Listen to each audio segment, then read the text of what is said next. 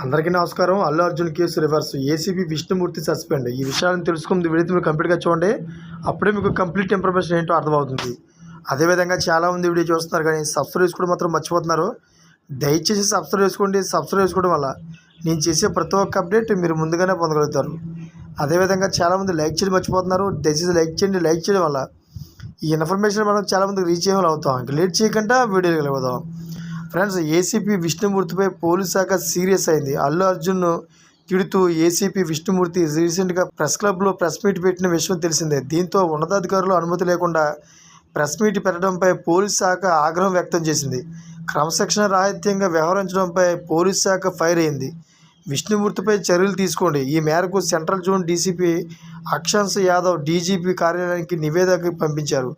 అయితే విష్ణుమూర్తిపై చర్యలు తీసుకోవాలని డీసీపీ నివేదికలో పేర్కొన్నారు.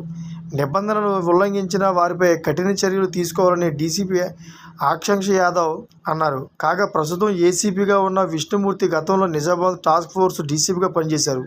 అంతేకాకుండా గతంలో డీజీపీ ఆఫీస్కు విష్ణుమూర్తిని అటాచ్ చేశారు. ఇక 2024లో విష్ణుమూర్తిని ఉన్నతాధికారులు సస్పెండ్ చేశారు. బాధ్యతారహితంగా వ్యవహరించిన అల్లు అర్జున్ పోలీసులని అవమానపరిచేలా మాట్లాడుతున్నాడంటూ ఏసీపీ విష్ణుమూర్తిని ఫైర్ అయ్యారు. ఓ ముద్దాయి అయిన నటుడు ప్రెస్ మీట్ పెట్టడం ఏమిటని ప్రశ్నించారు. అతడు బాధ్యత గల పౌరుడు కాదని చెప్పినా వినలేదని మండిపడ్డారు. Thank for watching friends.